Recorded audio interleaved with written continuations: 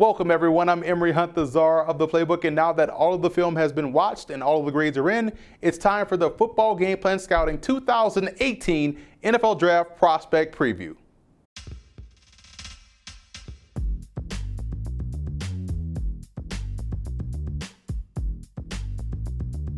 Before we get started with our prospect rankings, here's how we gather our grades and what they actually mean. First, we watch a minimum of 3 full games on a player, a prospect's best game, his worst game, and the best or intriguing matchup. And second, we grade on 15 key points specific to the position to equal 100 points in total. Now, here's what the grades that you'll see by a prospect's name will actually mean.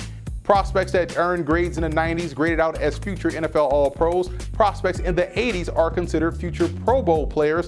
Grades in the 70s represent solid NFL starters, and grades in the 60s are players that we believe are spot starters in the NFL. And if you notice, we don't use the word reserve or backups because we personally feel as though that there are no such thing as backups in the NFL, only starters in waiting. So without further ado, let's kick off our prospect rankings by taking a look at our top 10.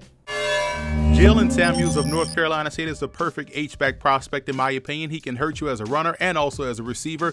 In the running game, his vision is a work in progress, but situationally as a short yardage goal line back, he brings tremendous value to the position because of his threat as a receiver. The defense can't predetermine what's going to be the play, so you're always in a good spot as an offense. His ability in the passing game, both short and intermediate, makes him a huge threat as well. He's the type of guy that doesn't have to leave the field on offense. You can even trust him as a kickoff and punt returner if need be. Because of his versatility, I have a hard time seeing him get out of the second round.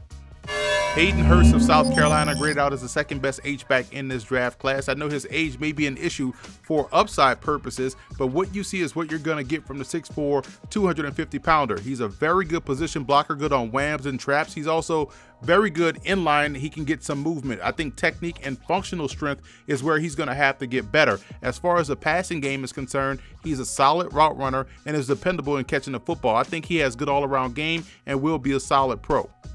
Taking a look at the rest of the top 10, say what you want about Mike Gesicki. I think this guy is an excellent player that has great hands and a good bit of athleticism to make some outstanding catches. The effort is there in the blocking department. He just has to become a bit stronger in order to improve there. He's a savvy route runner that's more often than not will find himself in great position to haul in a reception. Ryan Izzo of Florida State has underrated game. In the blocking department is where he definitely thrives. He's a very strong point of attack player and is also dependable as a receiver. Dylan Wadsworth of Lafayette has sleeper written all over him. I saw him live versus Princeton this year, and though he was primarily used as a blocker, he's very natural as a receiver, and those skills could get him an extended look in the NFL.